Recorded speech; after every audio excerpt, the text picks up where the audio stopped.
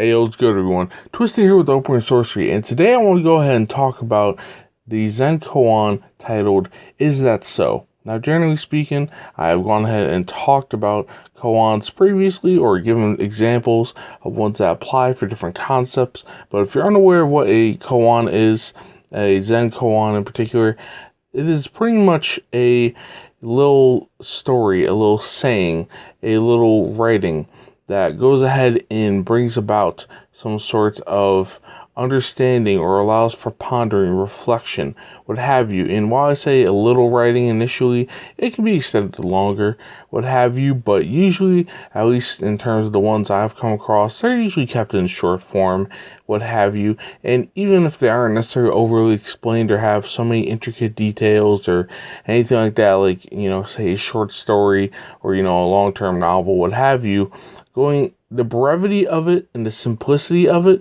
allows for you to go ahead and return to it more so easily.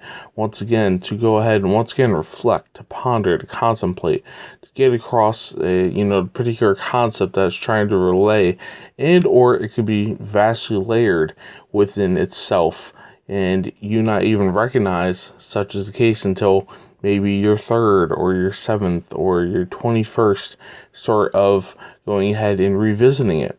So with that being said, I want to go ahead and share this one, and it's titled, Is That So? And then afterwards I'll go ahead and share, my own perspective in relation to it, what have you, and, give some extra food for thought as well.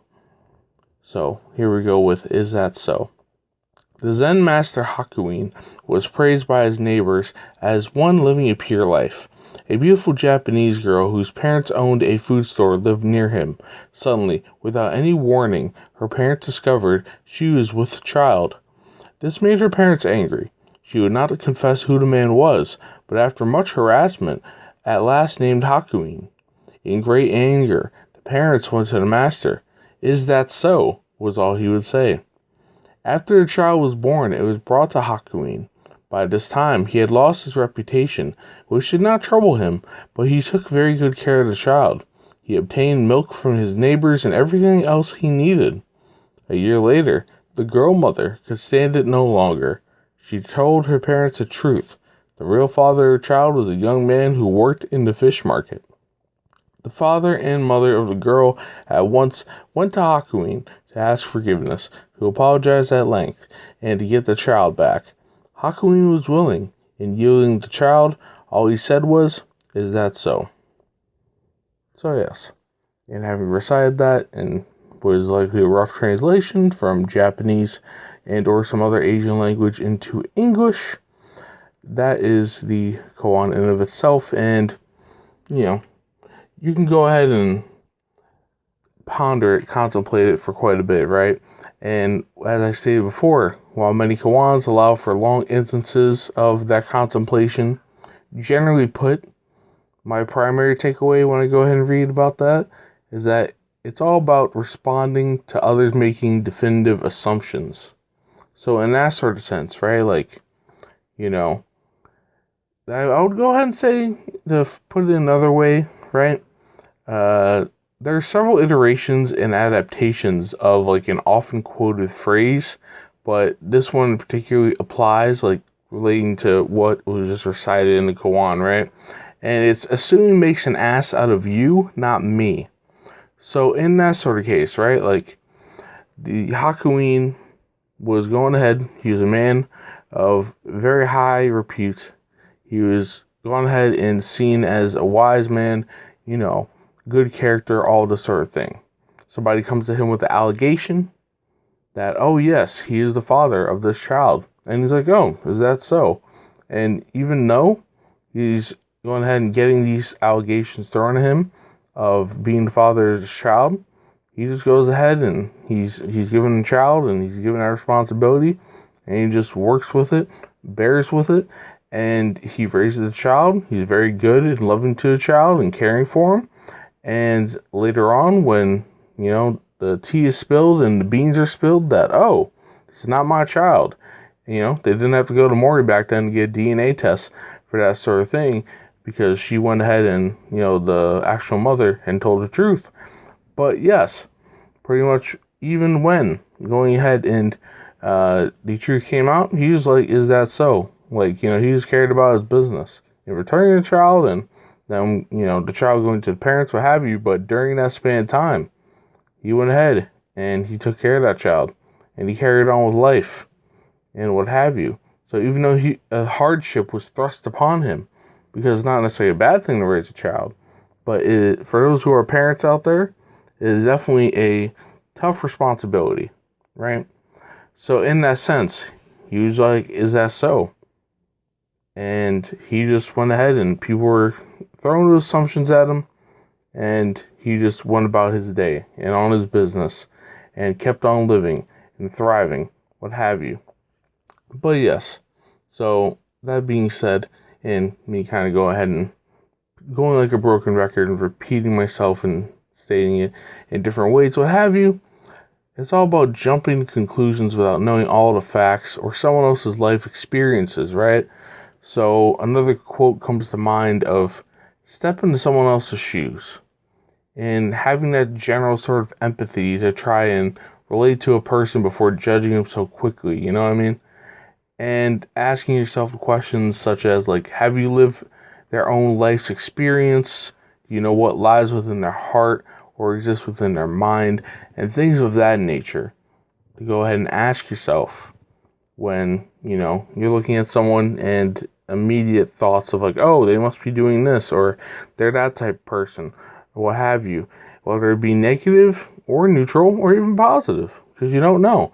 It could be making positive assumptions about somebody, but truth be told, they could just be an arrogant asshole or a complete bastard or something like that, And all in all, it's about going ahead and recognizing that, hey, look, I cannot be 100% certain on what it is, the situation is, because I'm not looking at it from another perspective in being closed-minded or just having your own experience and not being the primary place where you're seeing it from and being on the outside looking in and what have you.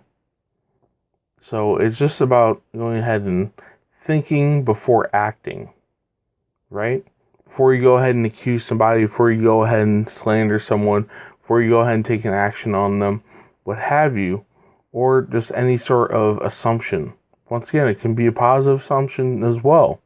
We're just going ahead and thinking back and reflecting and contemplating and being like, do I truly know what that situation is all about and all that sort of thing? What that person's all about, what that organization's all about, what that area, that location's all about.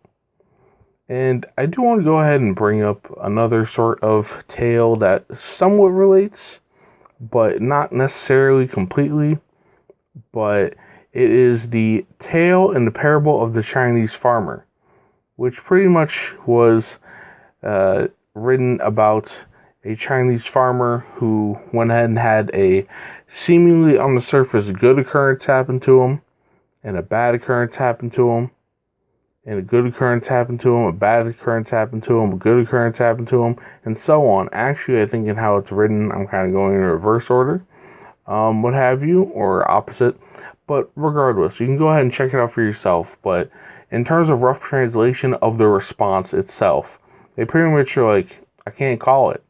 In terms of the different circumstances that were brought about them and the village people's reactions to said instances and occurrences that were happening towards him and his family, what have you. But at least in regards to how the tale ended, and believe I may have spoken about it in totality and giving a summary before, but in the end, what was a seemingly good outcome. Once again, the Chinese farmer was like, I can't call it. So it's about not going ahead and being definitive in regards to an individual or the circumstances of life. Not being assumptive, not assuming in regards to circumstances or an individual and what have you. Once again, assuming makes an ass out of you, not me. If you're one of the individuals, say like Hakuin or a Chinese farmer, who are going ahead and taking these allegations or assumptions or what have you in stride and just being like, hey, look, I'm just going to go ahead and live life and not try to go ahead and put too much stock or try to go ahead and clearly define something, and understanding that there's pros and cons to every situation. There are strengths and weaknesses. There's positives and negatives to people, places, things, so on, what have you.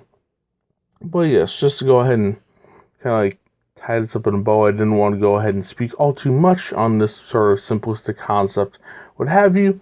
But pretty much, you can make educated guesses and probabilities about something, but never close-mindedly assume with certainty about an individual, an action, event, concept, location, etc., and all that sort of thing. So once again, one of my favorite, if not my favorite, Zen Koan, asking the question, is that so? So yes, this has been Twisted with Open Sorcery, and stay frosty, Neguses. Peace.